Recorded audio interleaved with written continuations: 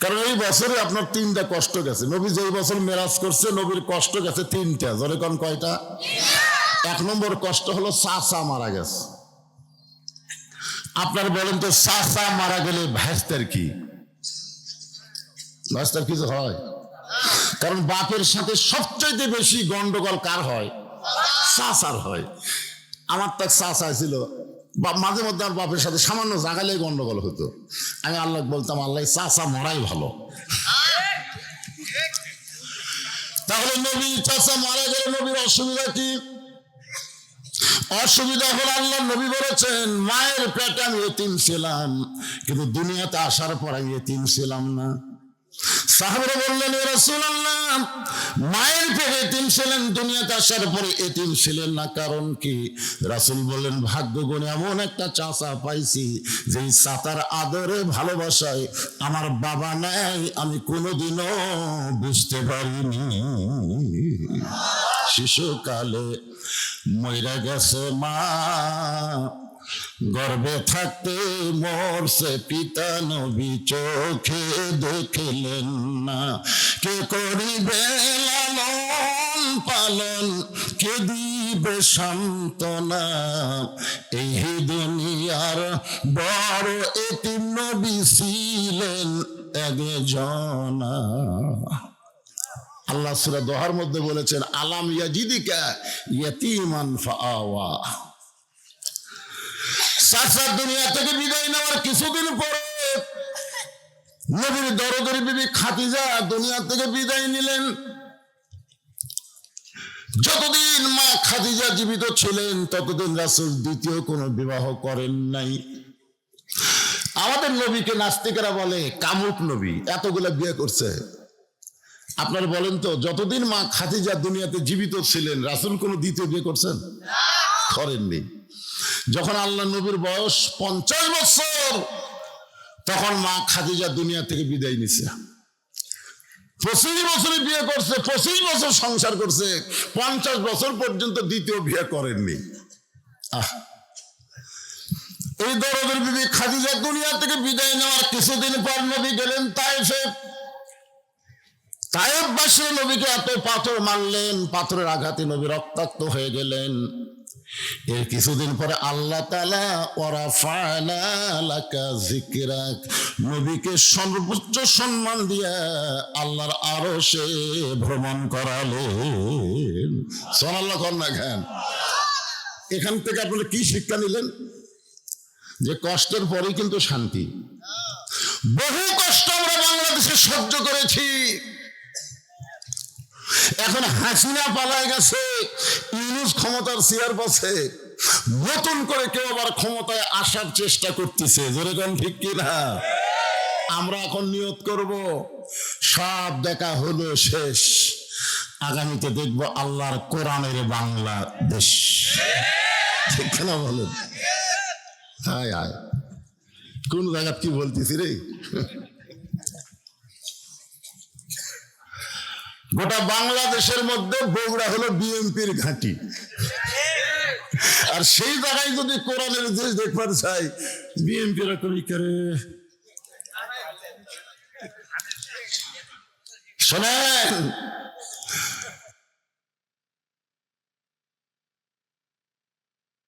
সুখ শান্তি কেউ দিবার পারলো না, কারণ মানুষের তৈরি সংবিধান, মানুষের তৈরি আইন দিয়া মানুষ কোনদিন শান্তি পাবার পারে না। শান্তি পাইলে গেলে আল্লাহর সংবিধান, আল্লাহর হুকুম আমল করা লাগবে। ধরে কোন ঠিক কিনা?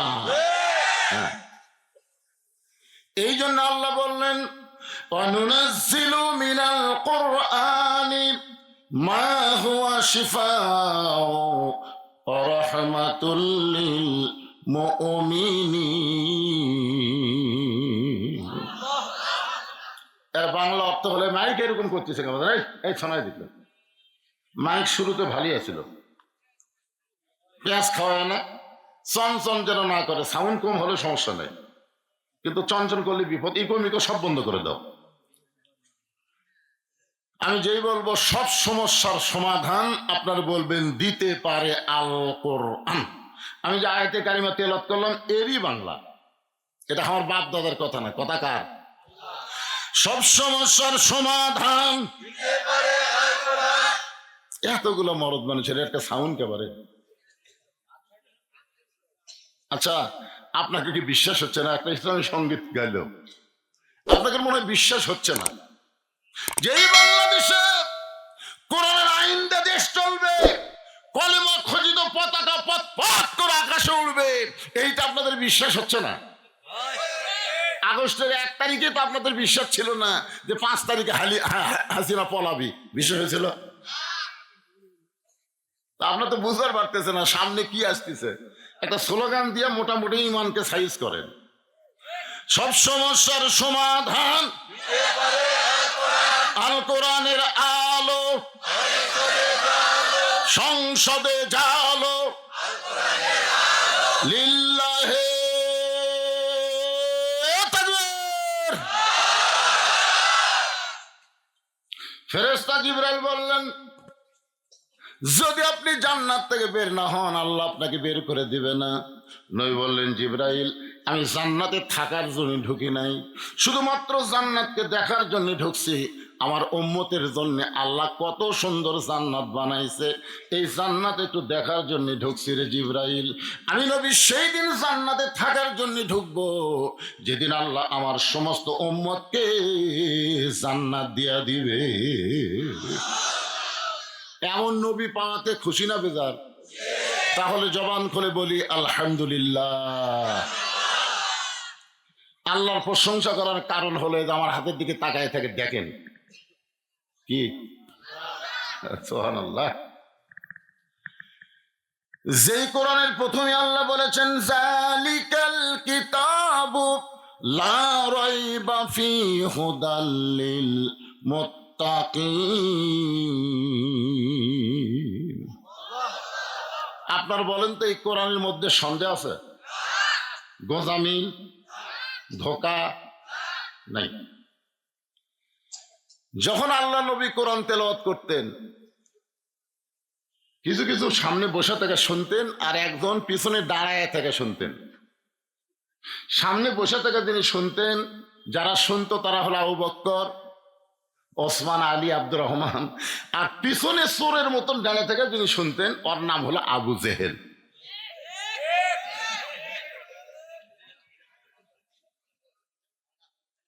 বসে থেকে শোনা আর দাঁড়িয়ে থেকে শোনা দুইটাকে এক বেনো না? আবু জেহেল সারা রাত চোরের মতন কোরআন তেলাওয়াত শুনে সকালবেলা মিটিং এর মধ্যে বলতেছে, এত সুন্দর কোরআনের বাণী রাতটা কোন দিক দিয়ে গেল আমি বুঝবারই পারিনি। সুবহানাল্লাহ কোন? আবু জেহেল কোরআনের পক্ষে বলতেছে না বিপক্ষে? পক্ষে বলতেছে, এত সুন্দর কোরআনের বাণী রাতটা কোন দিক দিয়ে গেল আমি বুঝবারই পারিনি। আবু সুফিয়ান বলে, নেতা, যেই কোরআন শুনতে রাত কোন দিক দিয়ে গেল বোঝা যায় না, সেই কোরআন গ্রহণ করলে অসুবিধা কি? সেই কোরআন ধরলে অসুবিধা কি? আবু জেহেল বলতেছে, কোরআন যদি গ্রহণ করি তাহলে তোর আমার ভুয়া নেতৃত্ব চলবে না, আসল নেতা হবে আব্দুল্লাহর এতিম পোলা। আপনার বলেন তো, এ কোরআন যে বাংলাদেশ চললে কয় দল শত্রুতা করবে? আমার আঙ্গুলের দিকে তাকান, কয় দল? 1 দল, 3 দল। 1 নম্বর হলো আবু জেহেলের মতন রাষ্ট্রীয় শক্তি, যারা মানুষের তৈরি আইন দিয়ে রাষ্ট্র চালাবে, আল্লাহর কোরআন দিয়ে তারও রাষ্ট্র চালাবে না, কারণ তার ভুয়া নেতৃত্ব কোরআন কখনোই গ্রহণ করবে না। জোরে কোন কথা ঠিক কিনা? এরা সব সময় কোরআনের বিরুদ্ধচারণ করবে। 2 নম্বর হলো পুঁজিপতি। 2.5 টাকা যাকাত দেওয়া লাগে, কিন্তু ওরা 5 টাকা সুদ খায়। যাকাত না দিয়ে তারা সুদ খায়, এরা কোনোদিনও চাবে না কোরআন দিয়া বাংলাদেশ চলুক। 3 নম্বর হলো ধর্ম নিয়ে তারা ব্যবসা করে। এই বাংলাদেশে বাবার নামে মাজার করেছে, ওই সমস্ত ধর্মীয় ব্যবসায়ী যারা, তারাও চাবে না আল্লাহর কোরআন দিয়া বাংলাদেশ চলুক। এই 3টা দল ছাড়া সবাই চায় কোরআন মোতাবেক আমরা চলতে চাই। ধরে কান ঠিক কিনা? আল্লাহর কোরআন অনুযায়ী কি আমাদের চলার নিয়ত নাই? এ জোরে করে আছে না নাই? কাদের আছে দুই হাত তুলে আমার আল্লাহকে একটু দেখান তো ভাই। লিল্লাহে তাকবীর। এখন হাত নামান। এই কোরআনটা বাংলাদেশ চললে নেতা কেমন হবে, কর্মী কেমন হবে, এইটা বোঝার জন্য ছোট্ট একটা সূরা আপনাদের সামনে আজকে তাফসীর হবে। সূরাটার নাম হলো সূরা কাউসার। নাম কি? কাউসার কিন্তু নামাজের সূরা। মসজিদের উন্নয়ন কল্পে মাহফিল। মসজিদের উন্নয়ন মানে মসজিদ দোতলা, তিনতলা, পাঁচতলা না। মসজিদের আসল উন্নয়ন হলো মুসল্লি কালেকশন। জোরে কোন ঠিক কিনা? দোতলা মসজিদ, দোতলা এত মুসল্লি, হুজুর তারপরে আটে না, তারপরে আটে না হুজুর। এখন আমরা তিনতলার ধান্দা করতেছি, এত মুসল্লি হয় আলহামদুলিল্লাহ। তো ফজরের খবর কি? যে বলছি ফজরের খবর কি, তখন জিব্বাত কেমন দেখায়, হুজুর এক কাতারি হয় না। জোহরের খবর কি? বুঝতেছেন না, কাজ কামের দিন। আসরের খবর কি? হাট বাজারে গেছে। মাগরিবের খবর কি? বাজার করে এরা হিসাব করতেছে, এত জিনিসের দাম বেশি। এশার খবর কি? দুর্বল হয়ে ফজরেরই মতো। তো মসজিদের মধ্যে কয় কাতার? 9 কাতার। তো এক কাতারের মুসল্লি হয় না, মসজিদের মধ্যে 9 কাতার, তাহলে দোতলা করছো কেন? তখন বলতেছে হুজুর যে জুমার দিনে সবার শেষে এসে আগে যায়, ওই শালাকের জন্য দোতলা করা লাগছে। জুমার দিনে সবার শেষে আসে আগে যায়। আপনার বলেন তো এরা কি মুসল্লি? এরা কি? এরা হচ্ছে ফাওয়াইলুল মুসাল্লিন। কি রে ভাই? আসেন সেজন্য সূরা কাউসারকে টার্গেট নিয়ে আপনাদের সামনে আলোচনা করব। 1 নম্বর কথা হলো, আল্লাহর কোরআন দিয়ে যদি বাংলাদেশ চলে তাহলে বাংলাদেশের কর্মীগুলা কেমন হবে? তখন কর্মী যদি ভালো হয়, নেতা কেমন হবে? এই দুইটা বলার পরেই আমি সূরা কাউসারের তাফসিরে আসতেছি। এই বাংলাদেশের মতন 96টা দেশের খলিফা হযরত উমর, বাংলাদেশের মতন 96টা, জোরে বলেন কয়টা? হাসিনা কয়টা? আরে বাংলাদেশের মতন 96টা দেশের খলিফা হযরত উমর আল্লাহর কোরআন দিয়ে রাষ্ট্র চালায়। একদিন মসজিদের মেম্বরে দাঁড়িয়ে হযরত উমর খুতবা দিচ্ছেন, খুতবা। এমন সময় এক মুসল্লি দাঁড়িয়ে বলতেছে, আমির আল মুমিনিন, আপনার খুতবা শুনবো না। ওমর ফারুক বললেন, আমার অপরাধ কি? বলে, আপনার অপরাধ হলো আমাদেরকে খাটো পাঞ্জাবি দিয়ে আপনি লম্বা জুব্বা পরে খুতবা পড়তেছেন। আমাদেরকে খাটো দিবেন আর আপনি লম্বা করবেন। এই লম্বা জুব্বা কোথায় পাইলেন? যতক্ষণ না বলবেন ততক্ষণ আপনার ওয়াজ খুতবা আমরা শুনবো না। এই মাইকের সামনে এরকম হঠাৎ হলো কেন বাবা? না না, ভালোই তো ছিল, ভালো ছিল না? আমি ওদেরকে বললাম যে ইকো মিকো সব বাদ দাও। আর আমি কথাই বলতেছিলাম, সুন্দর সাউন্ড হচ্ছে, হট করে এসে খোঁজলা দেখেনি, মগরিব পড়েনি, এশা পড়েনি, একটা নামাজও পড়েনি, আর মসজিদের উন্নয়ন করবে মাহফিল। আমি জীবনেও কোনোদিন মাইকের দোষ ধরি না। আমার ওয়াজের বয়স হলো 42 বছর, এই মাইকের দোষ আমি ধরি না। আর আমার মতন এত ওয়াজ বাংলাদেশের কোনো বক্তাও করে না। এত ওয়াজ, আগামীকাল আমার 3টা ওয়াজ, দুপুরে একটা, সন্ধ্যে একটা, রাতে একটা।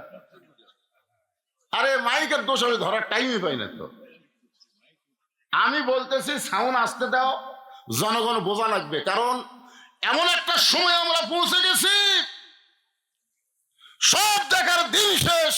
আগামীতে আমরা দেখবো আল্লাহর কোরআনের বাংলাদেশ। জোরে গান কথা ঠিক কিনা? কোরআনকে বুঝে লাগবে না যে কোরআনটা বাংলাদেশ চললে আমাদের অবস্থা কি হবে? হ্যাঁ, এই জন্য সাউন্ডার সাইজ মতো দাও। আপনারা বলেন, হযরত উমর বাংলাদেশের মতো 96টা দেশের খলিফা, তার পাঞ্জাবি লম্বা, খুতবা আটকা দিছে। ওমর ফারুক তাকায় দেখে প্রত্যেকটা মুসল্লি মাথা নিচু করে বসে আছে। ওমর ফারুকের পক্ষে কেউ নাই, মনে হয় সবাই ওই সাহাবীর পক্ষে আছে। আসরের ফরজ নামাজ 4 রাকাত। জোরে কোন কয় রাকাত? ইমাম 2 রাকাতে বসিছে, আবার 3 রাকাতেও বসে গেছে।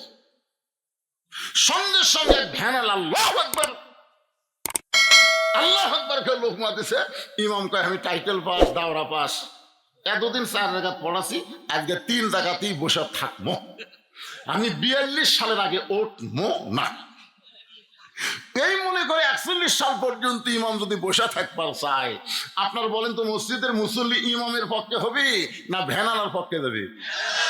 কেন কেন যাবে? কারণ ইমাম স্বৈরাচারী হয়ে গেছে, আল্লাহর হুকুম নবীর তরিকা মোতাবেক নাই, আর ভ্যানালা আল্লাহর নবীর তরিকা মোতাবেক লোকমা দিয়েছে। এখন আমরা ইমামকে বাদ দিয়ে নতুন একটা ইমাম নিয়োগ দেব, ভ্যানালার সাথে আমরাও লোকমাতে সামিল হব। জোরে কোন কথা ঠিক না? কারণ মসজিদে কোনো মানুষের আইন চলে না, মসজিদে আইন চলে কার? আরো জোরে বলেন। সমস্ত সাহাবী মাথা নিচু করে আছে, ওমর ফারুকের পক্ষে কথা বলার কেউ নাই।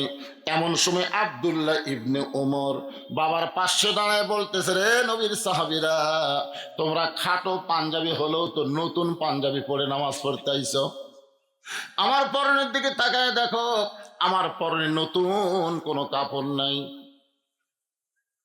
ওসমান গনি বলে, আব্দুল্লাহ, আজকে জুমার দিনে সবাই নতুন কাপড় পরেছে, তুমি পুরাতন কাপড় কেন পরে নামাজ পড়তে আসলে? আব্দুল্লাহ বলে, আমি যদি নতুন কাপড় পরতাম তাহলে আমার বাবার জুব্বা লম্বা হতো না। আমি যদি নতুন পোশাক পরে নামাজ পড়তে আসতাম তাহলে আমার বাবার জুব্বা লম্বা হতো না। রে নবীর সাহাবীরা শুনে নাও, যেদিন থেকে আমার বাবা মদিনার খেলাফতের দায়িত্ব পাইছে সেদিন থেকে তোমরা সবাই ঘুম পাড়ো, কিন্তু আমার বাবার ভাগ্যে ঘুম নাই।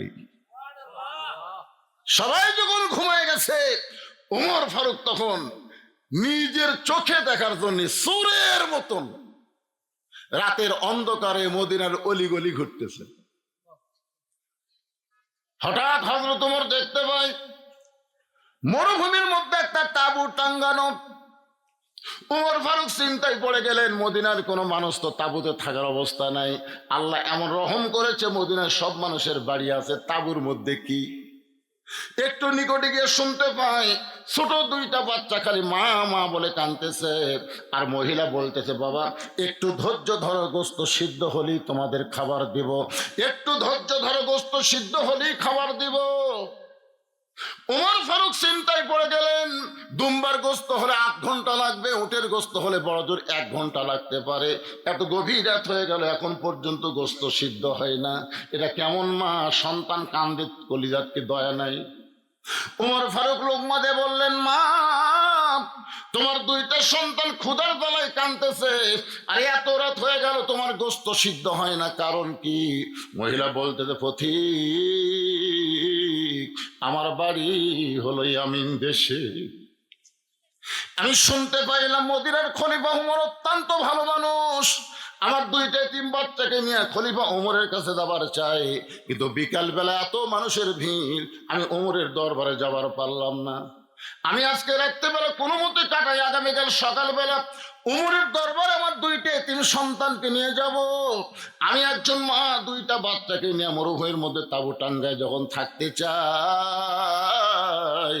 আমার 2 বাচ্চা ক্ষুধার জ্বালায় যখন বারবার কান্দে, আমি ওদেরকে সান্ত্বনা দেওয়ার জন্য পাতিলে পানি আর পাথর দিয়া নিচে আগুন জ্বলায় বলতেছি, বাবা গোস্ত সিদ্ধ হলেই তোমাদের খাবার দেব, কিন্তু আমার বাচ্চারা তো জানে না আমি পানির মধ্যে পাথর দিয়ে আগুন জ্বালাইছি। আমার 2টা বাচ্চা বারবার যখন খাবার চাই, আমি এতবার বলতেছি, তারপরে যখন ঘুমাই না, আমার মনে হয় আমার 2টা বাচ্চার পেটে এত খিদা, আজকে রাত মনে হয় কাটাবার পারবে না। ওমর ফারুক বললেন, মা একটু ধৈর্য ধরো, মা আসল জায়গায় বিচার না দে, একটু ধৈর্য ধরো, আসল জায়গায় বিচার না দে, একটু ধৈর্য ধরো। আসল জায়গা হলো আল্লাহ। যখন আসল জায়গা কি? আমরা বাংলাদেশে এতদিন হাসিনার জজ কোর্ট, হাইকোর্ট, সুপ্রিম কোর্টে বিচার দিছি, কাম হয়নি। কাম হয়েছে? আলিম ওলামা যখন দেখলো বাংলার সমস্ত কোর্ট কাছারি হাসিনা দখল করেছে। তখন চিন্তা করলো আর ভেজাল জায়গায় বিচার চাবো না, আমরা আসল জায়গায় বিচার চাই। আসল জায়গায় যখন বিচার চাইছে, ছাত্র জনতাকে আল্লাহ তয়রান আবাবিল বানায়া হাসিনাকে আব্রাহার মতন হস্তি বাহিনী ধ্বংস করে ভারতে পালায়া দিছে। যারা বলেন কত ঠিক কিনা? আপনারা 5 তারিখের সকাল দেখেন, দুপুর দেখেন, 2টা দেখেন, যখন নামের পর 2টার সময় দেখেন, আপনি নিজের চোখে দেখতে পারবেন ফেসবুকে কি অবস্থা। আমি সকালে দেখি একটা মানুষও নেই। দুপুর 12টার দিকে ফেসবুক তো খুব একটা চলে না, ভিপিএন দিয়ে চলাই, দেখলাম কোনো মানুষজন নাই। ওই শহীদ চত্বরে গোটা 15-20 জন ঘুরঘুর করে ঘুরতেছে। আমি বললাম আজকেই হাসিনা জয়লাভ করবি, আগামীকাল দেখা আমাকে ওয়াজ বন্ধ হবি, সব কয়টা মৌলবি কেরকি দিবি। তোর এখন কথা ঠিক কিনা? হায় হায়, ছাত্ররা লং মার্চ ডাকলো ঢাকাতে, কেউ নেই। বিশ্বাস করেন, আমি মনে কষ্ট নিয়ে 12টার সময় মসজিদে ঢুকলাম, ঢুকে কোরআন শরীফ পড়লাম, এক সময় কিছু নফল ইবাদত করলাম। যখন নামাজ পড়ার পরে আল্লাহকে বললাম, আল্লাহ আল্লাহ সব ক্ষমতা তোমার হাতে। আল্লাহ, এই ছাত্র জনতা আজকে ঢাকায় যাওয়ার কথা, একজনও নাই। কোনো মতো ঢুল ঢুল করে বাড়িতে এসে যখন ফেসবুক চালু করলাম, ভাই হায় হায়, যেদিকে তাকাই সেই দিকে পঙ্গপালের মতন মনে হয় তয়রান আবাবিল, আল্লাহর আবাবিল ঝাঁকে ঝাঁকে ঢুকতেছে। ধরে কোন সুবহানাল্লাহ। আপনারা কি মনে করতেছেন? সূরা ফিলের ঘটনা আপনারা জানেন? হায় হায়, আব্রাহা হস্তি বাহিনী নিয়ে কাবা ঘর ধ্বংস করতে এসেছিল।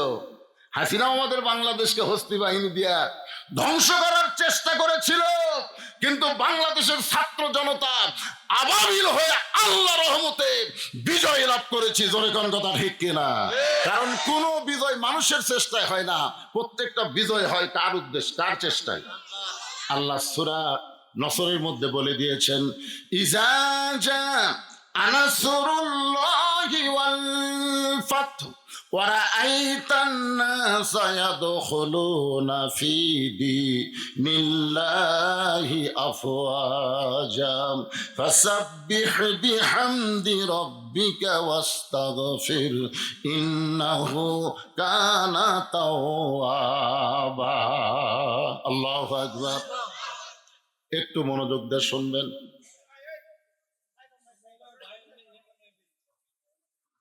হ্যাঁ, ও আসলে ডিস্টার্ব করা হবে না তো। মানুষ এখন অনেকদিন পর পায়া খালি আমার কালো চেহারা দিকে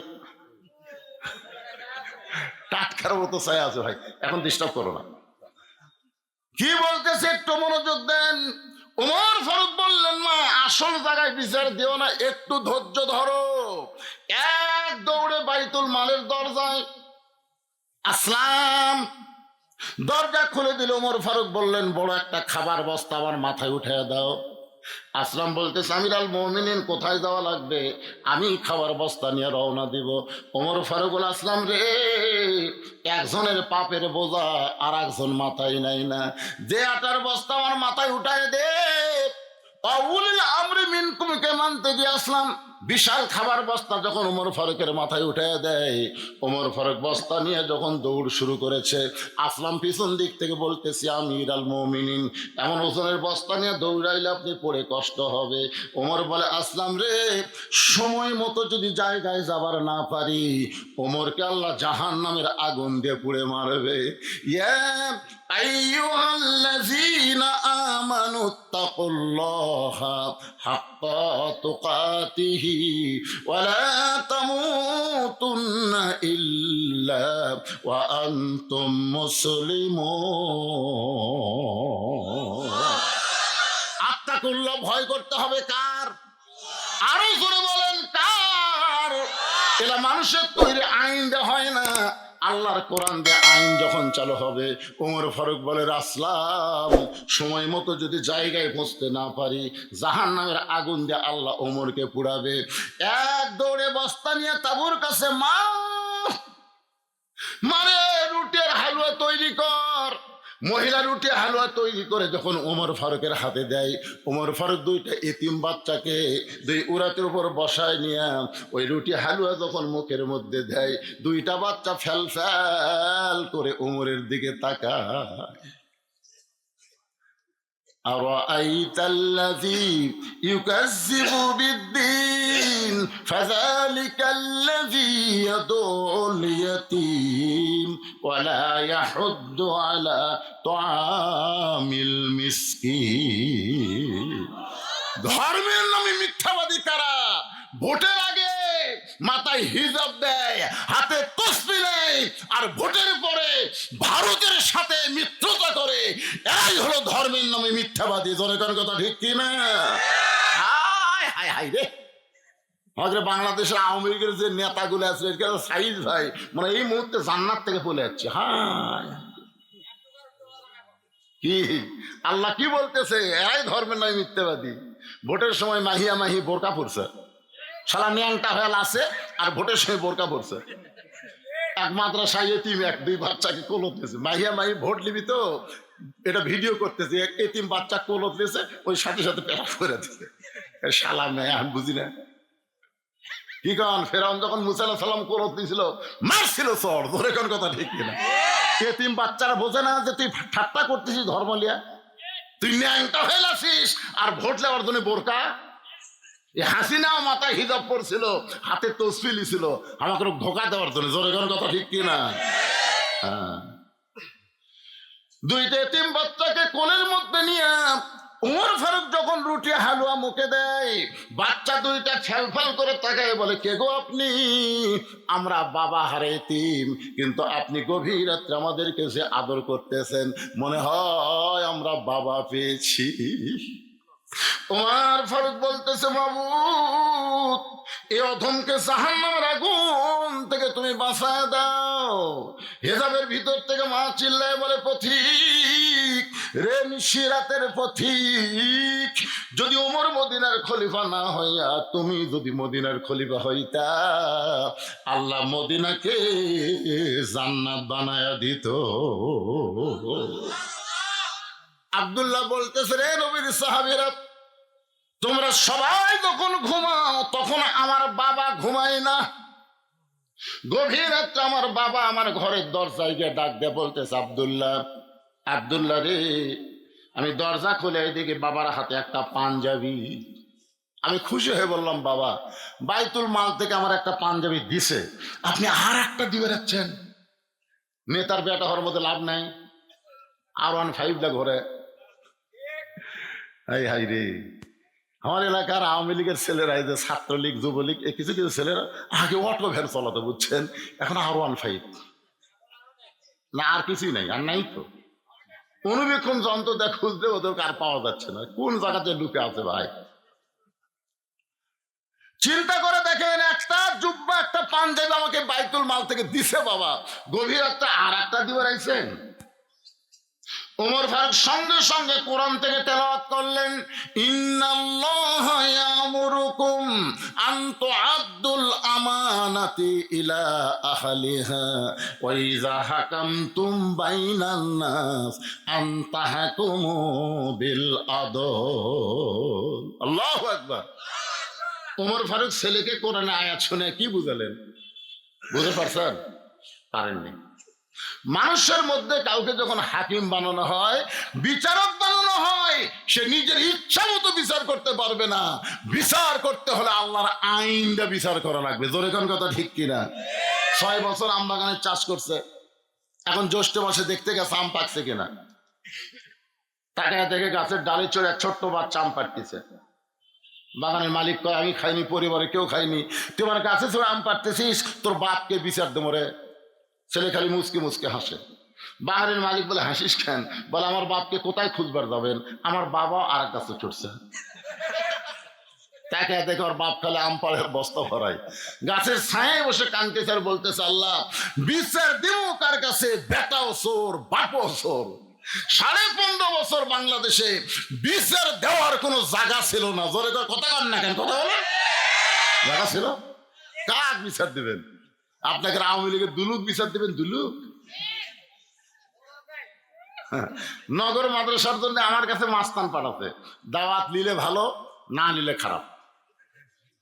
আমরা আলেমদেরকে এত হুঙ্কার মারছে, হুঙ্কারের চোটে আমরা দোয়া করছি, রব্বানা আতিনা ফিদ দুনিয়া হাসিনা। বুদ্ধি নাই তো ভাই, কি করবে? হাসানার জায়গা হাসিনা কচি রে। বাড়ির থেকে বার হতে বউ আখি কয় দেখাশোনা ওয়াজ করবেন, দেখাশোনা ওয়াজ করবেন। আগে চারিদিকে দেখবেন পুলিশের গাড়ি, র্যাবের গাড়ি, আওয়ামী লীগের কোনো ক্যাডার আছে কিনা। যদি এগুলা ঠিক থাকে তেল তেলা মারে দিয়ে আসবে। আমাদের দেখাশোনা ওয়াজ করা লাগছে, খালি চারিদিকে উপর দিকে আমরা তাকানোর টাইমই পাই। উপর দিকে কে? তাবারাকাল্লাযী বিয়াদিহিল মুলক ওয়া হুয়া আলা কুল্লি শাইইন কাদির। গোটা পৃথিবীর রাজত্ব কর্তৃত্ব মালিকানা কার হাতে? সমস্ত ক্ষমতার মালিক কে? একটু মনোযোগ দিয়ে শুনবেন। ওমর ফারুক বলে, আব্দুল্লাহ এই পাঞ্জাবিটা আমার ভাগে পড়ছে বাজান, এই ছোট পাঞ্জাবি গায়ে দিয়ে বল আমি কি ইমামতি করতে পারি, খুতবা দিবার পারি? আব্দুল্লাহ বলে, বাবা তাহলে আমি কি করব? ওমর ফারুক বললেন, তোর ভাগে যে কাপড়টা পড়েছে, যে পাঞ্জাবিটা পড়েছে, ওইটা আমার একটু দান করে দে। আব্দুল্লাহ বলে, গভীর রাত্রে আমার কাপড়ের অংশ বাবাকে দান করে দিলাম, বাবার অংশ আমার অংশ। বাবা সেলাই করে লম্বা জুব্বা পরে খুতবা দেয়। এখন বলো খুতবা শোনা যায় কিনা যায়? সমস্ত সাহাবীরা চিল্লায় বলে, আল্লাহর কোরআন দিয়ে যখন রাষ্ট্র চলবে তখন মুসলমান এমন ভালো মানুষকে নেতা হিসাবে দেখতে পাবে। কতক নেতা আছে কর্মীকে থাপড়াই, দরকার কথা ঠিক কিনা। আবার কতক নেতা আছে একটা সাধারণ মানুষকে বুকের মধ্যে নিয়ে কপালে চুমা দেয়। কিরে আমরা কি কানা? ক্ষমতা না ভাইয়াও এরকে তো মোশান হচ্ছে ভাই। সব জায়গার দিন শেষ। আগামীতে দেখবো আমরা আল্লাহর কোরআনের বাংলাদেশ। কারা কারা রাজি? দুই হাত তোলা, আল্লাহকে দেখান। লিল্লাহি তাকবীর। হাত নামান।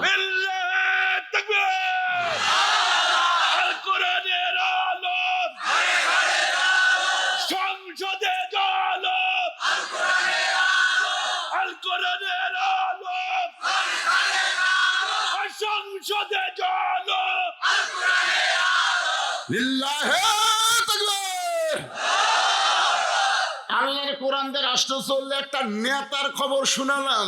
এখন কর্মী কেমন হবে এইটা আমাদের জানার দরকার আছে না নাই? এখন আসেন সূরা কাউসার। সূরা কাউসার, কাউসার এটা এমন একটা পিয়ালা, এই ছেলেরা মনোযোগ দিয়ে শোনো। বুড়া হয়ে নামাজ পড়ে কাম হবে না তো। যখন হবে চামড়া ঢিল, আল্লাহর সাথে দিবা মিল, রুকুর থেকে সেজদাত গেলি ও বাবা রে, মানে মাজাত লাগতেছে। কতগুলো আবার চেয়ার লিয়া মসজিদে যাচ্ছে, জোরে ঘন কথা ঠিক না? সারা জীবন সালা কাম বদকাম করছে আর বুড়া বয়সে নামাজ ধরছে। নামাজ হচ্ছে সরকারি চাকরির মতন পাগলা। সরকারি চাকরি যেমন সব বয়সে হয় না, নামাজ সব বয়সে চলবে না, জোরে কোন কথা ঠিক না? এই জন্য রাসূলের হাদিসে বলা হয়েছে 7 বছর থেকে তালিম দাও, 10 বছর থেকে জোর করে ধরাও। কি কি এই জন্য সূরা কাউসারের তাফসীর হচ্ছে কর্মী কেমন হওয়া লাগবে এটা বোঝানোর জন্য। কারণ মসজিদের উন্নয়ন করবে মাহফিল। এই সূরা কাউসারের শানে নজুল যদি আমি বলবার চাই তাহলে অনেক সময় লাগবে। আজকে শানে নজুল বাদ দেয়, শুধু সূরাটার অনুবাদ এবং তাফসীর আপনাদের সামনে করব। কাউসার এমন একটা পেয়ালা যেটা কেউ যদি পান করতে পারে, কাউসারের পানি যদি কারো দেহের মধ্যে থাকে, ওই দেহ যদি জাহান্নামেও যায়, আল্লাহ জাহান্নামকেও জান্নাত বানায়া দিবে। আচ্ছা, নামাজের ওয়াজ শুরু করতে ওটা বসা শুরু করলেন, তার মানে হ্যাঁ কিসের পোশাক? এই ঠান্ডার মধ্যে পেশাব লাগে? আচ্ছা, আপনার রাত 9টার সময় যখন ঘুমাবার যান বিছনায়, তখন পেশাব কি সাথে লিয়ে যান না বেড়া থিয়ে যান? কি জন্যে? কারণ ঘুমের দাম আছে। এই পেশাবের কারণে ঘুমের ক্ষতি হোক, আগে পেশাব করে তারপরে ঘুমাবার যান। তো আপনারা ঘুমের দাম বুঝলেন, কোরআনের দাম বুঝলেন না। এখানে পেশাব করে আসে তারপরে বসবেন। একে করে সন্ধ্যার সময় বসছে, পেশাব লাগছে। যদি আপনারা বলেন মসজিদের উন্নয়ন করব, নামাজের ওয়াজ শুনবো না, মসজিদের উন্নয়ন করবেন, নামাজের শুনবেন না, ইয়ার কি মারতেছেন না? 2 ঘন্টা না, নামাজেরও শোনেন। আল্লাযীনা ইম্মাক্কান্নাহুম ফিল আরদ, মুসলমানের মধ্যে কাউকে যখন ক্ষমতার চেয়ার দেওয়া হবে, তার 1 নম্বর দায়িত্ব পদ্মা সেতু নির্মাণ করা না, 1 নম্বর দায়িত্ব রাস্তার উপর লেন দেওয়া না, টানেল বানান না, 1 নম্বর দায়িত্ব হলো আকামুস সালাত, নামাজ কায়েম করা। জোরে কোন কথা ঠিক কিনা? হ্যাঁ, আজকে আমাদের ছেলের হাতে যে মোবাইল, রাত 10টার পরে দরজা জানলা বন্ধ হলেই কয় কেউ চেতন নাই রে, এখন মারি রে। একেবারে কম্বলের মধ্যে নিয়ে যায়, ওই অশ্লীল ভিডিও দেখা শুরু করছে। ওই ছেলেটা যদি নামাজ আদায় করে, ওই আর অশ্লীল ভিডিও দেখতে পারবে না। কারণ আল্লাহ কোরআনে বলেন, ইন্নাস সালাতা তানহা আনিল ফাহশাই ওয়াল মুনকার, একমাত্র নামাজই পারে মানুষকে যাবতীয় ফাহিশা থেকে বাঁচায়া দিতে। এখন বলেন, সেই নামাজের কথা শুনবেন না ভাইজান? 2টা আমল যারা করবে, হাউজে কাউসারের পানি তারা পান করবে, হাউজে কাউসারের পানি পাবে, হাসর হবে তামার সানি। উম্মত বলবেন পানি পানি, হাসর হবে তামার সানি। উম্মত বলবেন পানি পানি, সেই কঠিন দিনে নবী বিনে, সেই কঠিন দিনে নবী বিনে পানি দেওয়ার সাধ্য কারো নাই। ওই পানি দিবেন কেবলমাত্র আমাদের নবী। জোরে কোন সুবহানাল্লাহ। হাউজে কাউসারের 1 পেয়ালা পানি কেউ যদি পান করে জাহান্নামেও যায়, আল্লাহ জাহান্নামকেও জান্নাত বানায় দিবে। সাহাবীরা বললেন, ইয়া রাসূলুল্লাহ, এত দামি পেয়ালা কারা পান করবে? সঙ্গে সঙ্গে নবী বললেন, ফাসাল্লিলি রব্বিকা ওয়ানহার। 2টা আমল যারা করতে পারবে, 1 নম্বর হলো নামাজ, আর 2 নম্বর হলো কুরবানি। এই 2টা আমল যারা করবে, তারাই পান করবে হাউজে কাউসারের পানি। 1 নম্বর কি? এ সবাই জোরে করে, 1 নম্বর কি? আরো জোরে। আপনারা সবাই মাগরিব এশা নামাজ পড়ছেন না? হাত তুলবার বলবো না তো, হাত তুলবার কয়ে বিপদ পড়বো নাকি? আপনাদের কাছে বিবেক সবচাইতে বড় আদালত আছে না নাই? আপনি বিবেকের আদালতে একটু খেয়াল করে চোখ বন্ধ করে দেখেন তো, যারা মাগরিব এশা নামাজ না পড়ে ওয়াজ শুনতেছেন, এরা যদি ফজরের আগে মরে যান, মনে করেন ফজরের আগে আপনি মরে গেছেন, মাগরিবও পড়েননি, এশাও পড়েননি, দুনিয়ার কত মানুষ আপনার জানাজা পড়ালে আপনি জান্নাতে যাবেন? এটা কথা বল না কেন? আপনারা যারা এখানে এসেছেন, আপনারা সত্যি করে বুকে হাত দিয়ে বলেন তো, হুজুর আমরা বাড়ি যাবার পারবো? আরে সত্যি করে বলেন, বাড়ি যাওয়ার কোনো গ্যারান্টি আছে? তাহলে গ্যারান্টি যদি না থাকে, মাগরিব এশা বাদ দিয়ে ওয়াজ শুনতেছেন, আর ফজর আগে যদি মরে যান। রাসূল বলেছেন, লা সালাতা লা ঈমানা, যার নামাজ নাই তার ঈমান নাই। লা সালাতা লা দীনা, যার নামাজ নাই তার কোনো ধর্ম নাই। বাইনাল আবদি ওয়াল কুফরি তারকুস সালাত, বান্দার কাফেরের মধ্যে পৃথক করার জিনিসটার নামই হলো নামাজ। যারা নামাজ পড়ে তারা আল্লাহর বান্দা, যারা বেনামাজি তারা হলো কাফের। যারা মাগরিব এশার নামাজ না পড়ে ওয়াজ শুনতেছে, তারা বান্দা না কাফের, বেনামাজি। যারা বলতেছেন আল্লাহ মরার আগে যেন বোবা হয়, আল্লাহ হক কথা, নবীর কথার সাথে আল্লাহর কথার সাথে আপনারা একমত না দ্বিমত? মান তারাকা সালাতু মুতাম্মিদান ফাকাত কাফারা, 1 ওয়াক্ত বাদ দিলেই কাফের। তাহলে আমি যদি বলবো বেনামাজি, আপনার বলবেন কাফের, বলতে পারবেন না ভাইজান? বেনামাজি, বেনামাজি। এই মুহূর্তে যদি নিয়ত করেন মাগরিব এশার নামাজ পড়িনি, ফজর থেকে নামাজ ধরবো আর ছাড়বো না, আল্লাহ বলে নিয়ত করার সঙ্গে সঙ্গে যত ওয়াক্ত নামাজ না পড়ার পাপ হয়েছে আমি সব মাফ করে দিলাম। কি কন? আল্লাহ পারে না? এই ফিরে আসার নামে হলো তওবা। এই ফিরে আসার নাম হলো তওবা। একটু মনোযোগ দিবেন। 5 ওয়াক্ত নামাজ 70 রাকাত আমাদেরকে জামাতের সঙ্গে আদায় করা লাগবে।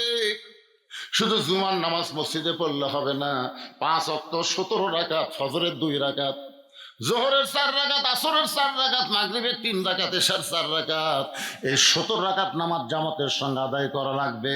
পুরুষ মানুষের জন্য যত ইবাদত আছে তার মধ্যে 1 নম্বর হলো নামাজ। পুরুষ মানুষের জন্য যত ইবাদত তার মধ্যে 1 নম্বর কি? আর মহিলাদের জন্য নামাজ কিন্তু 1 নম্বর না, মেয়েদের জন্য 1 নম্বর হলো পর্দা। ও মায়েরা, ও জামাতে নামাজ পড়েন।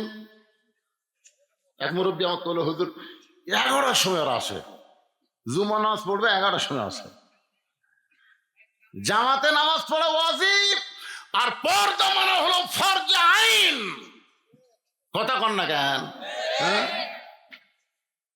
খুব খেয়াল করবেন, খুব খেয়াল করবেন। ফাতেমার জীবনে তেমন কোন আমল ছিল না, কিন্তু পর্দাটা এমন ভাবে গ্রহণ করেছিল যার কারণে তাকে সাইদাতুন নিসায়ে আহলিল জান্নাহ, জান্নাতি নারীদের নেত্রী বলা হয়েছে। জোরে কোন কথা ঠিক কিনা? পুরুষের জন্য 1 নম্বর হলো নামাজ, আর নারীদের জন্য 1 নম্বর হলো পর্দা। আল্লাহ কোরআনে বলেন, ওয়াকারনা ফি বুয়ুতিকুন্না ওয়ালা তাবাররাজনা তাবাররুজাল জাহিলিয়াতিল উলা।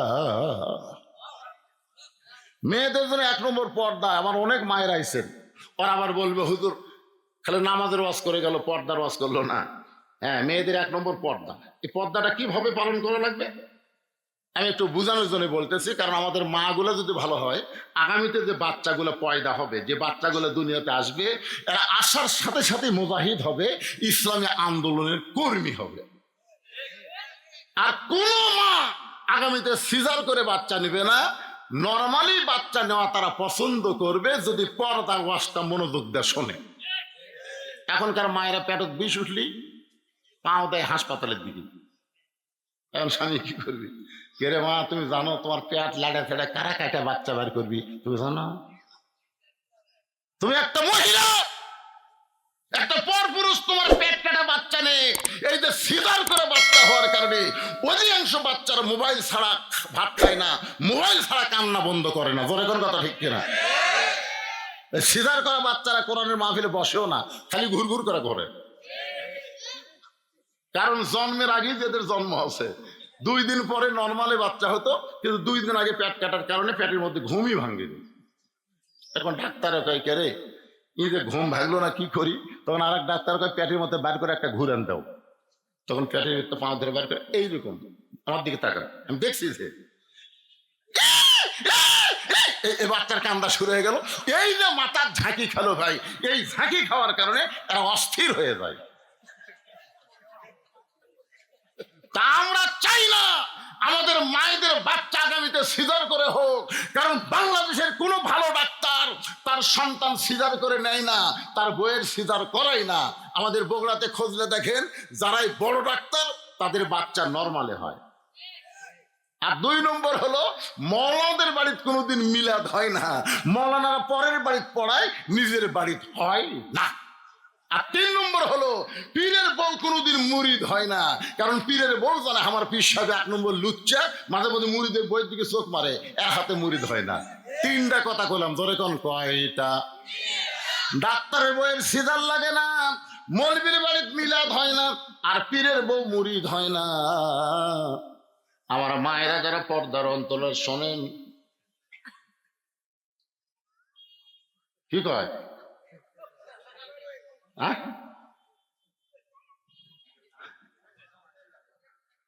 আপনি খুঁজলে দেখেন না কেন? বিশ্বাস যদি না হয় দেখেন, বগুড়ার যে করে এমবিবিএস ডাক্তার আছে, বড় ডাক্তার আছে, খুঁজলে দেখেন তো। ওরা জানে নর্মালি বাচ্চা হলে মায়েরও লাভ, সন্তানেরও লাভ। আপনারা কোন মৌলবীর বাড়িতে কোনোদিন মিলাদ হওয়া দেখছেন? কারণ মৌলবী জানে মিলাদ একটা ফাও জিনিস, ভুয়া জিনিস, পরের বাড়িতে পড়াবো, নিজের বাড়িতে হবি না। আর একটা দেখবেন, বাংলাদেশের যত পীর আছে খুঁজলে দেখে ওর বউ কিন্তু মুরিদ হয়নি, কারণ ওর বউ জানে আমার 1 নম্বর। সর্বপ্রথম নবীর হাতে যে কলমা পড়েছেন তিনি হলেন নবীর বিবি খাদিজাতুল কুবরা। সর্বপ্রথম কলমা পড়ছে, কারণ কি জানেন? কারণ হলো, লাকাদ কানা লাকুম ফি রাসূলিল্লাহি উসওয়াতুন হাসানাহ। সফলতা যদি অর্জন করতে চাও দুনিয়ার সবাইকে বাদ দিয়ে রাসূলকে তোমাদের আদর্শ হিসেবে গ্রহণ করে নাও। আমাদের নবী ছাড়া অন্য কাউকে গ্রহণ করা যাবে না, কেবলমাত্র নবীকেই আমাদের গ্রহণ করা লাগবে। জোরে কোন ঠিক কি না? ভাইজান, যেটা বলতেছিলাম, আল্লাহ নবী ফাতেমাকে বললেন, ফাতেমা তুই জান্নাতে এইটা কখনো মনে করবি না তোর বাবা নবী বলে, তোর বাবা আল্লাহর নবী বলে তুই জান্নাতে যাবি, এইটা কখনোই যেন মনে করিস না। ফাতেমা বলতেছে, বাবা এতদিন আমি বিশ্বাস করতাম আমার বাবা বিশ্ব নবী, আর বিশ্ব নবীর মেয়ে হওয়ার কারণে আল্লাহ আমাকে জান্নাত দিবে। রাসূল বলে, ফাতেমা জান্নাতে যদি যাবার চাও তাহলে জান্নাতের আমল করে তোমাকে জান্নাতে যেতে হবে। ফাতেমা বলে, বাবা তাহলে মেয়েদের জন্য জান্নাতের আমল কি? আল্লাহ নবী বললেন, 24 ঘন্টায় পর্দার মধ্যে থাকা লাগবে, 24 ঘন্টায় পর্দার মধ্যে থাকা লাগবে, 24 ঘন্টার মধ্যে 5 বার নামাজ পড়া লাগবে ফাতেমা, আর সারা বছরে 1 মাস রোজা রাখা লাগবে, আর স্বামীর খেদমত করবি। এই 4টে আমল যদি করতে পারিস আল্লাহ খুশি হয়ে 8টা জান্নাতের দরজা খুলে দিবে। ফাতেমাকে রাসূল বুঝাইলেন, নামাজ 24 ঘন্টার মধ্যে মাত্র 5 বার। জোরে কোন কয়বার? আর রমজানের রোজা বছরে 1 মাস। আর স্বামী যখন খেদমত চাবে তখন স্বামীর খেদমত করবা, আর 24 ঘন্টায় পর্দার মধ্যে থাকা লাগবে। সঙ্গে সঙ্গে ফাতেমার কাছে একটা ওড়না ছিল, ওই ওড়নাটা মাথার উপর দিয়ে বললেন, বাবা এই মুহূর্তে আপনার ফাতেমা পর্দার ভিতরে ঢুকে গেল। ধরে কোন সুবহানাল্লাহ। এমন ভাবে পর্দা ফাতেমা গ্রহণ করলেন। একদিন জোহরের নামাজ পড়ে আল্লাহ নবী ফাতেমার দরজায় সালাম দিয়ে বললেন, ফাতেমা আমি তোমার বাবা, দরজায় তুমি একটু দরজা খুলে দাও। ফাতেমা বলতেছে, বাবা এই মুহূর্তে আমার পরনে এমন একটা কাপড় রয়েছে বাবা, এই কাপড় পরে আপনার জন্য দরজা খুলতে পারবো না, মেহেরবানি করে আপনি ফেরত যান। নবী আমার ফেরত দিলে আসরের নামাজের পরে আল্লাহ নবী এসে বললেন, ফাতেমা এখন দরজা খোলো। ফাতেমা বলে, বাবা এমন একটা কাপড় পরেছি আপনি কি জানেন না আপনার ফাতেমা বড় হয়ে গেছে, উপর দিকে কাপড় নিয়ে আসলে নিচের দিকে বের হয়ে যায়, আবার নিচে টানলে উপর দিকে আমি থাকতে পারি না, মেহেরবানি করে আপনি ফেরত যান। সঙ্গে সঙ্গে আল্লাহ নবী এক টানে গায়ের চাদর খুলে জানলাই বললেন, ফাতেমা এই চাদর পরে আমার জন্য দরজা খুলে দাও। নবীর গায়ের চাদর পরে ফাতেমা যখন দরজা খুলে দেয়, নবী তাকায় দেখে ফাতেমা ঘোমটা মাথায় দিয়ে মাটির দিকে তাকায় আছে। রাসূল বলে, ফাতেমা এই পর্দা আল্লাহ কবুল করেছে, তুমি এখন থেকে যেই নিয়ত করবে আল্লাহ তোমার সেই চাওয়াটা পর্দার কারণে কবুল করে নিবে। বাজান গো, গভীর রাত্রে হযরত আলী যখন ফাতেমার ঘরে, ফাতেমা ছোট বাচ্চার মতন কান্দে, বলে, স্বামী গো আপনি কি জানেন আল্লাহ আমার দোয়া কবুল করেছে? আলী বলতে যে, ফাতেমা তাহলে কান্দো কেন? দোয়া কবুল করলে মানুষ খুশি হয়, তুমি কি এমন দোয়া করলা যে আল্লাহ কবুল করলে তুমি কাঁদতেছো? ফাতেমা বলে, স্বামী গো আমি দোয়া করেছি আল্লাহ যেন পর্দার ভিতরে আমার মৃত্যু দেয়। আলী খালি মুসকে মুসকে হাসার বলে, পাগলি রে, যে সারা জীবন পর্দা মেনেছে সেই তো পর্দার মধ্যেই মৃত্যু হবে। আর আমাদের বাংলাদেশে সারা জীবন পর্দা করে না, মরার পরে 5 কাপড় দিয়া দাফন করে। জোরে কোন ঠিক কি না? চিন্তা করে দেখেন, যে মেয়েটা জীবিত অবস্থায় পর্দা করেনি, মরার পরে 5 কাপড় বিলি হবে। কয়টা দেয় আপনাদের এলাকার মেয়েদের? কয় কাপড় দেয়? জোরে কোন কয়টা? এমনকি খাটনি পর্যন্ত চাদর দিয়ে ঢাকাতে হয়। মেয়েদের খাটনি চাদর দিয়ে ঢাকে না? ফেরেশতাকে আল্লাহ যখন জীবিত আসলো গোটা বড়নগর ঘুরিছে, এই গ্রামের ফকির থেকে শুরু করে সবাই অ্যাক্সিডেন্ট। সেটা না মেতর রাস্তা দিয়ে যায়, এটা কার বউ রে? মেতর ভ্যান এলাকা, রে এত সুন্দরের কার বউ রে? যে ফকির ভিক্ষা করবার আছে ওরও তো চোখ আছে। হায় হায় রে, এটা কার বউ রে? মানে যাই দেখতেছে তাই একটা করে হামনিয়াস ফালাচ্ছে। হায় এটা কার বউ রে? যে কয়টা হামনিয়াস ফালাচ্ছে ওরা রাত্রিবেলা যখন শুতিছে বুঝলেন, ঘুমের মধ্যে ওই এক বউ স্বপ্নে সগলির কাছে গেছে। রে মরদ, এই মরদ, তোমার বউ যদি বেপর্দা হয় মেতরের সাথেও স্বপ্ন দোষ হয়। জোরে কোন কথা ঠিক কথা কোন না? আমাদের যেই ছেলেরা এখনো বিয়ে করে নাই, এরা সকালবেলা গোসল করে কি জন্য? কেরে বা তুই তো বিয়ে করিসনি, তুই সকালে গোসল করিস কেন? হুজুর ভালো করে ওয়াজ করবেন, মেয়েরা যদি পর্দার মধ্যে থাকে আমাদের কোনোদিন গোসল করা লাগবে না। এই বেপর্দা হওয়ার কারণে এদেরকে আমরা দেখি, স্বপ্নে আবার আমরা সেটা পাই। এই জন্য আমার সঙ্গে সকলে বলবেন, বেপর্দা নারী যারা যুবকদের শরীর নষ্ট করে তারা, বেপর্দা নারী যারা যুবকদের শরীর নষ্ট করে তারা। বাবান একটু মনোযোগ দেন। আলী বলতেছেন, ফাতেমা সারা জীবন তুমি পর্দার মধ্যে থাকলা, আর পর্দার মধ্যে মৃত্যু আল্লাহ কবুল করেছে, এখানেই তোমার কান্দার কারণ কি? ফাতেমা বলে, স্বামী গো, আল্লাহ তো পর্দার মধ্যে আমার মৃত্যু কবুল করলো, কিন্তু আমার মৃত্যু কখন হবে এটা কি আপনি শুনবেন না? আলী বলে, ফাতেমা মৃত্যুর কথা দুনিয়ার কেউ কোনোদিন বলতে পারে না। ফাতেমা বলে, স্বামী আল্লাহ যদি আমাকে জানায় তাহলে আমি জানবো না। আলী বলে, ফাতেমা আল্লাহ তোমারে কি জানাইছে? ফাতেমা বলে, স্বামী গো, আজকে গভীর রাত্রে ফাতেমার মৃত্যু হবে। যেই বলছে গভীর রাত্রে ফাতেমার মৃত্যু হবে, গাছের গোড়া কাটলে গাছটা যেমন ঠাস করে পড়ে যায়, হযরত আলী তেমনি পড়ে গেলেন ঘরের মাঝায়। মা ফাতেমা মুচকি মুচকি হেসে স্বামীর পাতাটা উরাতের উপরে নিয়ে কপালে একটা চুমা খায়, যে গভীর রাত্রে মৃত্যুবরণ করবে সে হাসতেছে। আলীর মাথাটা উরাতে নিয়ে কপালে একটা চুমা খায়, বলে, স্বামী গো, এমন করে আপনি কাঁদবেন না, কারণ আসলে যাইতে হবে। আমি যে বলবো আসলে, আপনার বলবেন যাইতে হবে। আসলে 5 তালাতে করছেন, 5 তালা কি দেখতেছেন? বারে হুজুর 4 তালা করে রড বার করে থুজু, হুজুর আরে 1 তালা করবো। গার কাট করে দেখতেছে, 2 কান্দের ফেরেশতাকে, শয়তান উপর দিকে না তাকা, নিচের দিকে তাকা, তোর বাড়ি 5 তালা না, তোর থাকতে হবে 20 তালা। জোরে কোন কয় তালা? আপনারা বলেন তো আমাকে, কয় তালা? 1 তালা না 20 তালা? আর 20 তলা, তালার তলে। 1 নম্বর চাওয়া হলো, রাতের অন্ধকারেই আমাকে কবর দিবেন, আমি রাতের অন্ধকারে মৃত্যুবরণ করব। আর দিনের বেলায় যদি আপনি আমার কবর দেন, দুনিয়ার মানুষ ফাতেমার কবর দেখবে, ফাতেমার কবর লম্বা কতটুকু, প্রসার কতটুকু তারা বুঝতে পারবে। এই জন্য রাতের অন্ধকারে আমাকে কবর দিবেন। আমার 2 নম্বর চাওয়া হলো, আমার কোনো জানাজার ব্যবস্থা করবেন না। আলী বলে, ফাতেমা তুমি নবীর কলিজার টুকরা, তোমার জানাজার খবর শুনলে কত মানুষ তোমার জন্য দোয়া করবে। ফাতেমা বলে, স্বামী গো, আমি চিন্তা করে দেখছি, দুনিয়ার সমস্ত পুরুষ যদি দোয়া করে ফাতেমা ভালো, ফাতেমার কোনো লাভ হবে না। যদি আপনি বলেন ফাতেমা খারাপ, আর দুনিয়ার সবাই যদি বলে ফাতেমা খারাপ, আর আপনি যদি বলেন আমার বউ ফাতেমা ভালো, এক স্বামীর সার্টিফিকেটে ফাতেমার জন্য 8টা জান্নাতের দরজা আল্লাহ খুলে দিল। সুবহানাল্লাহ কর পারেন না? সুবহানাল্লাহ কর পারেন না? কি বুঝলেন? কি বুঝলেন? ও মায়েরা শোনেন, দুনিয়ার সমস্ত মানুষ যদি আপনাদের ভালো কয় কোনো লাভ নাই, স্বামীকে ভালো বলা লাগবে। কারণ স্বামীর কাছে বউ, বউয়ের কাছে স্বামী সবচাইতে ভালো হওয়া লাগবে। আল্লাহ কোরআনে বলেন, হুন্না লিবাসুল লাকুম ওয়া আনতুম লিবাসুল লাহুন্না।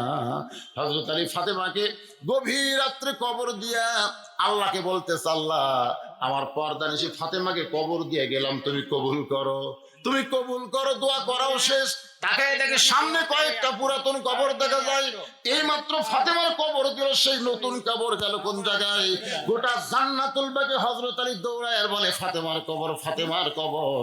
কে যেন বলতে চাইলি, রে ফাতেমা পর্দানিশী, আমি আল্লাহ জহুরা ডিগ্রি দিয়া তার কবরটাকে কিয়ামত পর্যন্ত পর্দা করে দিয়েছে। আমার মায়েরা, ওই ফাতেমার সঙ্গে যদি জান্নাতে যাওয়ার চান, তাহলে 1 নম্বর পর্দা। পর্দা যদি না থাকে, যতই নামাজ পড়েন কাম হবে না, রোজা করেন কাজ হবে না। মেয়েদের সমস্ত ইবাদত কবুল করার জন্য 1 নম্বর শর্ত হলো, মেয়েদেরকে পর্দার ভিতরে থাকা লাগবে। আর পুরুষের 1 নম্বর হলো নামাজ। নামাজ যদি না থাকে, আপনি যতই ইবাদত করেন কাম হবে না।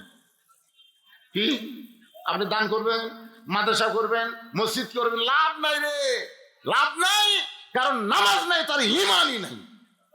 মারাত্মক কথা। দেখছেন, বাইনাল আবদি ওয়াল কুফরি তরক সালাত, বান্দা আর কাফেরের মধ্যে পৃথক করার জিনিসটার নামই হলো সালাত, নামাজ। এই জন্যে মসজিদের উন্নয়ন করতে গেলে শুধু টাকা কালেকশন করে লাভ নাই। মসজিদের উন্নয়ন হলো মুসল্লি কালেকশন। ধরে কোন ঠিক কিনা? 1 নম্বর হলো নামাজ।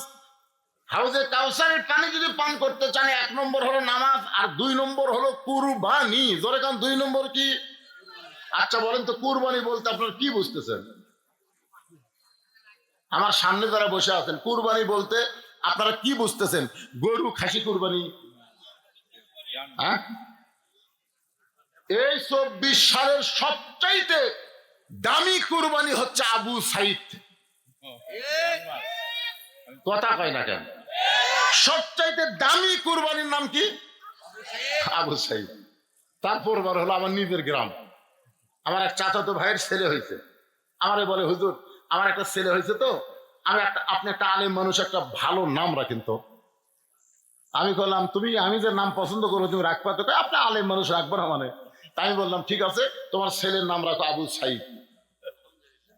যে আবু সাইদের কথা কইছি আমার ভাইটা খুব খুশি, আমাদের মনেই নেই। এখন ছেলের নাম আবু সাইদ, আমার ভাই হয়েছে আবু সাইদের বাপ, আর ওর বউ হচ্ছে আবু সাইদের মা। এখন গোটা গ্রামে খবর হয়েছে যে হুজুরের চাচাতো ভাইয়ের ছেলের নাম আবু সাইদ, আরো 2টা ছেলে আমাদের গ্রামত হচ্ছে, ওই 2টা ছেলের নামও রাখছে আবু সাইদ। আমি কইলাম, করে একই পাড়া, সবই যদি আবু সাইদ হয়। তাই ওই 2টার বাড়ি গিয়ে বললাম, কেরে বাজার, এই একটার নাম তো আবু সাইদ রাখাই হচ্ছে, তোমাদের ছেলের নাম রাখো ইয়ামিন, তোমাদের নাম রাখো মুগ্ধ। কয় না হুজুর, আবু সাইদ দিয়ে শুরু হচ্ছে, আবার যখন ছেলে হবে তখন ইয়ামিন মুগ্ধ রাখবে। মাশাআল্লাহ। কয়টা আবু সাইদ? এখন কয়টা? আমার এক খালাতো বোন, সম্পর্কে খালাতো বোনের মেয়ে হয়েছে। আমার খালা আমাকে মোবাইল করে বললো, বাবা তুমি আলেম মানুষ, আমার একটা নাতনি হয়েছে, নাতনির ভালো একটা নাম রাখো তো। আমি তখন বললাম, খালা আপনার নাতনি নাম রাখেন হাসিনা। সেই খুশি হাসিনা। খালার মোবাইলে কথা পায় না। আমি বললাম, খালা কি তুই আলেম না জালেম রে? মানে এত খেপে গেছে খালা, তুই আলেম না জালেম? আমি তোকে বললাম একটা ভালো নাম থবার, আর তুই খুনি হাসিনার নাম কর। তখন আমি বুঝলাম, ভাই সবচাইতে বড় কুরবানি এই 24-এর স্বাধীনতার জন্য যারা জীবন দিয়েছে, তোর কোন কথা হেকেরা। আর হাসিনা এমন পচা পচিছে। আমি তো চিন্তা করলাম 100 বছরে কোন মেয়ের নাম কেউ হাসিনা থবি না, ভুল করে। জোরে কোন কথা ঠিক কিনা? ওয়ান হার মানে কুরবানি, একটা হলো নামাজ, একটা হলো কুরবানি। এই কুরবানি মানে শুধু পশু কুরবানি নয়, এই কুরবানি হলো বাতিলের বিরুদ্ধে হকের পক্ষে আল্লাহর কোরআনকে দুনিয়াতে গালিব করার জন্যে কুরবানি। আমি একটা গজল গাই তাহলে বুঝতে পারবেন। ইমানের দাবি যদি কুরবানি হয়, সেই দাবি ঘরে বসে থাকা নয়। ইমানের দাবি হলো কিছু বিনিময়, সেই বিনিময় যদি কলিজার ঘাম হয়, সেই ঘাম দিতে যেন তৈরি থাকি। ওগো দয়াময় আমার আল্লাহ দয়াময়। ইমানের দাবি হলো অগ্নিশিখা, বাতিলের বিরুদ্ধে জ্বলতে শিখা। সে আগুনে জ্বলে জ্বলে, সে আগুনে জ্বলে জ্বলে দিব ইমানের পরিচয়। ইমানের দাবি ঘরে বসে থাকা নয়। বসে থাকবেন ঘরে? আরে মা খালি বারবার ছেলেকে বলতেছে, বাবা বাহিরে যাস না, বাবা বাহিরে বাঘ আছে। বাহিরে কি আছে? বাঘ। ওই যে জঙ্গল, জঙ্গলে বাঘ আছে, খবরদার যাস না।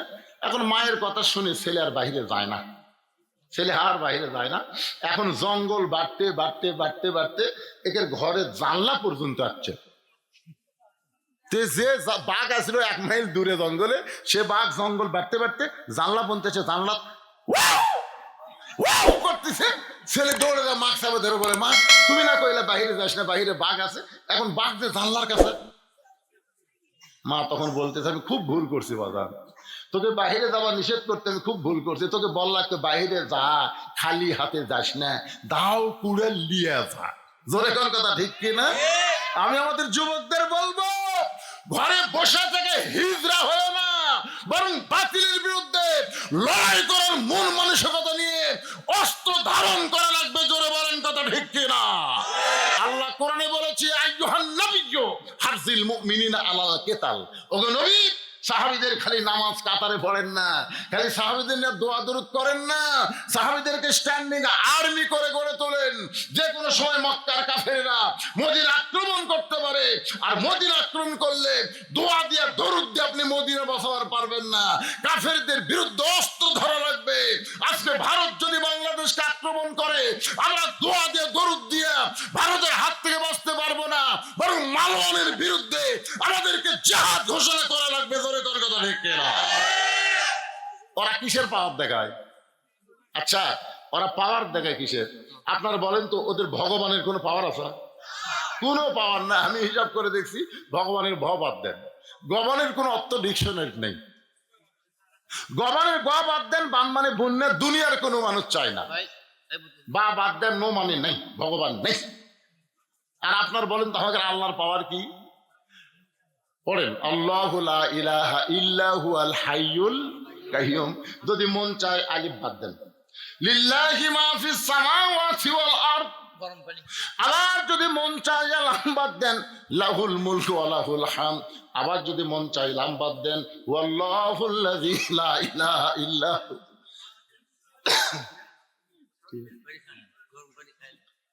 হালকা গরম কে খাবে? আপনি না পানি খাবে, চা খাবে। চা খাওয়াবো না না, আমি না। আপনারা কি বুঝলেন? আল্লাহু লা ইলাহা ইল্লা হুয়াল হাইয়ুল কাইয়ুম, আলিফ বাদ দিচ্ছেন। লিল্লাহি মা ফিস সামাওয়াতি ওয়াল আরদ, লাম বাদ দেন। লাহুল মুলকু ওয়া লাহুল হামদ, লাম বাদ দেন। হুয়াল্লাহুল্লাযী লা ইলাহা ইল্লা হু, আল্লাহর যাই বাদ দেন, আল্লাহ বাদ করছে। আর কে ভগবান? তাহলে ওরা তো ভগবানের পাওয়ার নিয়ে আল্লাহর দলের সাথে লাগবার পারতেছে না। যদি মনে করে অ্যাটম বোম আছে, অ্যাটম বোম, নমরুদের অ্যাটম বোম আমাদের জাতির পিতার জন্য আল্লাহ শান্তির বাগান করে দিছে। জোরে কোন কথা ঠিক কিনা? নমরুদের অ্যাটম বোম যদি আল্লাহ শান্তির বাগান করে দেওয়া পারে, ভারতের অ্যাটম বোম আমাদের বাংলাদেশের মাটি যদি পড়ে, আল্লাহ যদি কয় ফুটিস না, অ্যাটম বোম তো বিশাল একটা তরমুজের মতন, তো ফোটেনি, অ্যাটম করছে আল্লাহ। ইসাব্বিহুলাহু মা ফিস সামাওয়াতি ওয়াল আরদ, আসমান জমিনে যা আছে তোমার তসবিহ করে। তা আমরা অ্যাটম তসবিহ করতেছি, আমাকে অ্যাটম না রেখে তোমার বাংলাদেশের ছেলেরা যেটা পছন্দ করে সেটা করে দাও। আল্লাহ অ্যাটম তরমুজ বানিয়ে দিছে। যেরকম কি বানিয়ে দিছে? আমাকে ছেলেরা সব রাস্তায় বেড়াচ্ছে, কে রে ওরে, কি রে? তরমুজ যাই। ওরা চাকুলি এসে তরমুজ কাটতেছে, আর ওরা দূরবীন যন্ত্র দিয়ে দেখতেছে ভারতের মালওয়ানের বাচ্চারা। আমরা অ্যাটম ফালানো আর ওরা কাটিয়া খায়। আরে মালওয়ারের বাচ্চা, জানিস না তোরকে ভগবান নাই, আর আমাকে আল্লাহ সদা বিরাজমান। ধরে কোন ঠিক কিনা? খালি লাগিয়া দেখ, খালি লাগিয়া দেখ। সবচাইতে বড় কুরবানি হলো ইমানের চেতনা নিয়ে বাতিলের বিরুদ্ধে যুদ্ধ করার মন মানসিকতা তৈরি করা। ধরে কোন কথা ঠিক? এই নামাজ আর কুরবানি, এই দুইটা যদি আমাদের আমলে থাকে, হাউদে কাউসারের পানি। মসজিদের উন্নয়ন মানে আমি সমস্ত যুবকদেরকে বলবো, 5 ওয়াক্ত নামাজ তোমরা মসজিদে জামাতের সঙ্গে আদায় করবে ইনশাআল্লাহ। বড়নগরের যুবক কারা কারা আছে? হাত তুলো তো দেখি বাবা। সোনার সানেরা, বড়নগরের যুবক কারা কারা রে? আমি মুরব্বী করে বাদ দিছি, তাহলে যুবকের কথা বলতেছি। মাশাআল্লাহ। আচ্ছা, বড়নগরের বাইরে যে যুবকগুলো আছে তোমরা হাত তুলো তো। আচ্ছা আচ্ছা, সমস্ত যুবকদের জন্য ওয়াজ, খালি বড়নগরের জন্য না। ময়না, তোমাকে জন্য ওয়াজ। তোমরা মেসির খেলা দেখো 3টা পর্যন্ত। মেসির খেলা কয়টা মতো দেখে? 3টা পর্যন্ত মেসির খেলা থাকে। মেসি কিভাবে গোল করে ওটাও ভালো। মেসি যখন হাই কাটে লেবে, এই রে যুবকের 3টার সময় মনে হয় যে কেবল সন্ধ্যা 7টা। যে আর্জেন্টিনার খেলা শেষ, একটা যুবক আছে এত নাই, সব ঘুম। 1 ঘন্টা পরে ফজর আজান দিছে, আর সালাতু খায়রুম মিনান নাওম। এখন 3টা পর্যন্ত খেলা দেখে ওই যুবকের মন তো কি, আল্লাহ মুয়াজ্জিনের কাম নাই রে, মানে মুয়াজ্জিনের উপর খেপে গেছে আজান শুনে। ওই আস্তে করে কম্বল তুলে দিছে, কম্বল তুলে দিছে। এখন মাথা ঢাকিতে পাও যে বাড়াছে, পাও টাইনে কম্বলের মধ্যে ঢুকেছে। আপনি বাইরে থেকে দেখবেন আর্জেন্টিনার খেলা দেখলো 3টা পর্যন্ত, ওই এখন ল্যাপের তলে চাউলের বস্তা, কম্বল টানতে দেখেন কম্বলের তলে ওর সাইজ, আর সকালবেলা সাইড ঠিবে কুত্তার সাইজ, একই সাইজ। আমি যুবকদেরকে পায়ে হাত দিয়ে বলবো, যৌবন বয়সে হলো আল্লাহর ইবাদতের বয়স। জোরে করে কথা ঠিক কি না? আসলে ময়দান আল্লাহ বলবে তোমার শৈশবকাল বুড়াকালের কোন হিসাব দেওয়া লাগবে না, খালি যৌবন কালের হিসাব দেওয়া জান্নাতে দাও। আর নামাজের রুকু, সেজদা, তাসবিহ, তাহলিল এগুলো সব সুন্দরভাবে করতে গেলে যৌবন থেকেই শুরু করা লাগে। জোরে কোন ঠিক কিনা? আচ্ছা মনে করেন 7 বছর চাকরি করার পরে সরকারি চাকরিকে সরকার কি বলে যে আপনার কানের পাওয়ার কমে গেছে, চোখের পাওয়ার কমে গেছে, বেশিক্ষণ চেয়ারে বসে থাকলে আপনার মাজা কটকট করে, আপনাকে পেনশন দেওয়া হলো, আপনি বাড়িতে বসে থেকে বেতন খান, মরা পর্যন্ত আপনার আর কোনো টেনশন নেই। সরকারি চাকরি করার কারণে সরকার যদি বুড়া বয়সে পেনশন দেয়, যৌবন বয়সে যারা নামাজ ধরেছে বুড়া বয়সে যদি ঠিক মতো নামাজ পড়বার নাও পারে, আল্লাহ যৌবনের সওয়াবের পেনশন তাকে মরা পর্যন্ত দিবে। জোরে কোন সুবহানাল্লাহ। এই জন্য আমি বলতেছি বাবা, যা করো করো, অন্তত যৌবন কালে নামাজটা ধরো। মসজিদের উন্নয়ন বহু হয়েছে বাদান, হাসিনা 560টা মসজিদ বানিয়ে দিতে বা মডেল মসজিদ। হাই রে, মসজিদের ধার গেলে কি মাল রে এটা রে। হাসিনা খালি মসজিদ বানাচ্ছে কিন্তু নামাজ কায়েমের বিল সংসদে পাশ করেনি। জোরে কোন কথা ঠিক কি না? এই জন্য ভাই খালি মসজিদ বানিয়ে লাভ হবে না রে। নামাজ কায়েমের আন্দোলন করবার গেলে আমাদের সব যুবককে নামাজে হতে হবে। যে যুবক নামাজ পড়ে না তোমরা সবাই মিলাক ধরো। রে তিরাস হইস না কেন? সামাজিক ভাবে আগে আমাদের কাজ করা রাখবে যতক্ষণ কোরআনের আইন চালু না হবে। কি কম? এটাই হলো মসজিদের উন্নয়নের মাহফিল। আল্লাহ আমাদের সকলকে ঈমান আমলে কবুল করুক, সকলে বলে আমিন। যারা সাংস্কৃতিক অনুষ্ঠান দেখবেন মনোমতের পরে, তাদের জন্য সাংস্কৃতিক অনুষ্ঠান এখানে আছে। ছেলেরা আছে সাংস্কৃতিক, আচ্ছা মাশাআল্লাহ। এগুলো আর বলা লাগবে না, যেগুলো লেখা হয়ে গেছে কি দরকার। রিমন বড়নগর 7,000 টাকা দান করেছে। আব্দুল খালেক মির্জাপুরের 2,000 টাকা। মৃত বাবার জন্য হালিম নাকি খলিল 1,000 টাকা দান করছে। আল্লাহ দান কবুল করেন। আরেকজন 500 টাকা, মিনারা 500 টাকা দান করেছে। আল্লাহ কবুল করেন। 1,000 টাকা আপনি সহসভাপতি, আপনার ছেলেই তো করতেছে মাশাআল্লাহ, আমাকে দেওয়া লাগতো না। তারপরে আমার ছেলের জন্য একটু দোয়া আছে। ছেলের জন্য সেই দোয়া হবে। আল্লাহ রে, আল্লাহুম্মা আমিন। আল্লাহুম্মা আনতাস সালাম ওয়া মিনকাস সালাম, তাবারাকতা ইয়া যাল জালালি ওয়াল ইকরাম। আয় আল্লাহ তাআলা, কঠিন টপ টপ করে নিয়র পড়তেছে, এরপরেও তোমার বান্দারা পাগলেরা এই জান্নাতের বাগানে বসে বসে দীর্ঘ সময় আলোচনা শোনার শেষে আমি গুনাহগারের সঙ্গে রহমতের দরজায় ফকির হয়ে দোকানে হাত তুলেছে। আল্লাহ মেহেরবানি করে আজকের মাহফিল আমাদের সকলের হেদায়েতের জন্য, নাজাতের জন্য, জান্নাতের জন্য কবুল করো। এই মাহফিলের শুরু থেকে শেষ পর্যন্ত যতটুকু আলোচনা হয়েছে আল্লাহ, এর মধ্যে যদি ত্রুটি হয়, ভুল হয়, মাফ করে দিও। যা হাদিয়া মঞ্জুর করো সোনার মদিনায় নবী পাকের রওজা মুবারকে আল্লাহ তুমি কবুল করো। তামাম আম্বিয়ায়ে কেরাম, আসহাবে কেরাম, তামাম পৃথিবীর মাটির নিচে যত মুমিন মুমিনা শুয়ে আছে আল্লাহ, সকলে আরওয়াফের হাদিয়া কবুল করো। আল্লাহ আমরা যারা হাত তুলেছি, আমাদের জনম দুঃখী মা বাবা যাদের কবরে গেছে, সকলে বলেন রব্বির হামহুমা কামা রব্বায়ানি সগীরা। আল্লাহ বাপ মার কবরকে জান্নাতের টুকরা বানায় দাও। আল্লাহ যারা কষ্ট করে মেহনত করে এত সুন্দর আয়োজন করেছে আল্লাহ, আর এই টপটপা নিয়র পড়ার ভিতরে শীতের মধ্যে যারা কোরআনের মাহফিল এসেছে আল্লাহ, সকলকেই জান্নাতি হিসাবে কবুল করে নাও।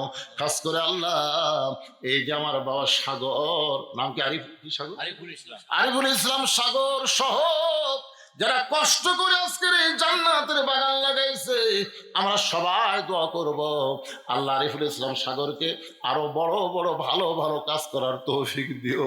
আল্লাহ দুনিয়াতে তাকে হাসানা দিও, মৃত্যুর পরে তাকে জান্নাতের মালিক বানায়ো। আল্লাহ তার বাবা আজকের মাহফিলের সম্মানিত সহসভাপতি, আল্লাহ মুরব্বীকে হায়াত দান করো। আল্লাহ ও মাবুদ মাওলা, মসজিদকে মহব্বত করে নগদে বাকিতে যারা দান করেছে আল্লাহ, সকলের দানগুলোকে জান্নাতের বিনিময়ে কবুল করো। আমার মা বোনেরা পর্দার অন্তলে বসে বসে ওয়াজ শুনে চাবিদা সালিয়া পদ্মানসি কবুল করে মা ফাতেমার চরিত্র দান করো। মসজিদের খতিব আমার ভাইজান আজকের মাহফিল আলোচক ছিলেন, কত কষ্ট নিয়ে তিনি আজকে আপনাদের সামনে বললেন যে এত বছর পরে আমাকে উন্নত সম্মান দেওয়া হলো। এই সম্মান পায় তিনি গর্বিত হয়েছেন। আল্লাহ খতিবকে কবুল করো, ইমামকে কবুল করো, মসজিদ কমিটির সভাপতি, সহসভাপতি, সেক্রেটারি, কেশিয়ার, আল্লাহ মসজিদের ইমাম, মুয়াজ্জিন, মুসল্লি সকলকে আল্লাহ তুমি কবুল করো।